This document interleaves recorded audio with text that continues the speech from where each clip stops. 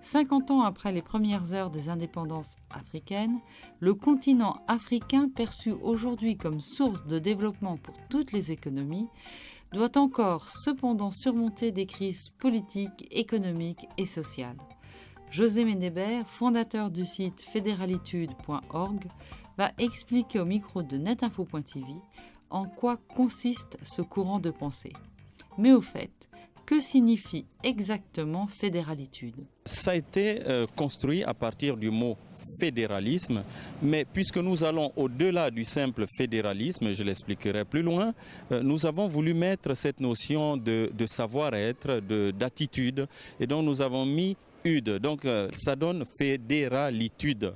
La fédéralitude, en fait, c'est prône un système social et politique global et intégré qui permettrait aux pays africains de résoudre leurs problèmes de gouvernance et de vivre ensemble de leur population. Comment vous est venue cette idée de fédéralitude? Cette idée est née de mon expérience. Vous savez qu'on est toujours influencé par notre enfance, par notre environnement, les connaissances que nous avons acquises et surtout par l'observation. C'est un peu le secret du siècle des Lumières. Les problèmes des États africains sont essentiellement de deux ordres. Un problème de gouvernance, donc de légitimité ou non de l'État, et deuxièmement, un problème aussi de nation. C'est-à-dire que la plupart des pays africains ne sont pas constitués d'une seule nation ou d'un seul peuple, mais de peuples, de cultures et de langues différentes. Et c'est de là que naissent souvent les problèmes des pays africains. Le premier des principes est fédéralisme et subsidiarité. Que recouvrent ces deux mots? Le fédéralisme est un mode d'organisation de l'État qui va du principe, contrairement à l'État jacobin, qu'en fait les entités locales peuvent être distinctes de la partie commune on va dire de la collectivité de la nation. Donc dans un État fédéral, on a un État central et des États locaux. Ça, c'est le fédéralisme. Alors, quand je parle de subsidiarité, on va du principe que les tâches vont être réparties en partant de l'entité la plus petite, c'est-à-dire l'individu, et en montant petit à petit sur l'organisation autour de cet individu, c'est-à-dire la famille, la commune, l'État local, jusqu'à arriver à l'État central.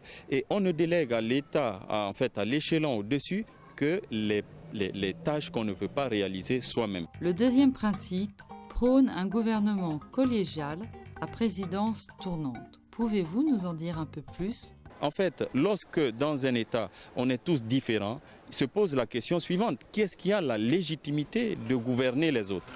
Donc, les États tels que la Suisse, qui ont 700 ans, ont trouvé qu'il fallait, pour représenter tout le monde, aller plutôt dans un système collégial. Alors le collège va être l'émanation de toute et la représentation de toutes les entités de la nation. La présidence tournante consiste à choisir dans ce collège un président qui va changer chaque année. Le troisième fondement est la démocratie directe.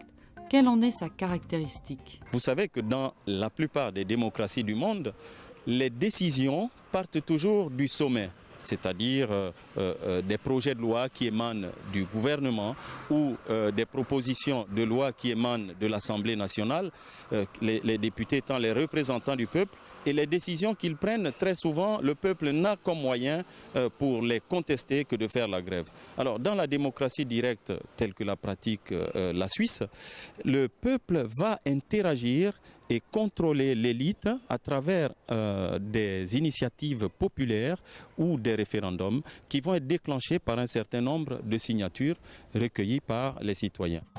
Le quatrième et dernier pilier de votre courant est la mise en place d'une armée de réservistes. En quoi ce dernier fondement est essentiel?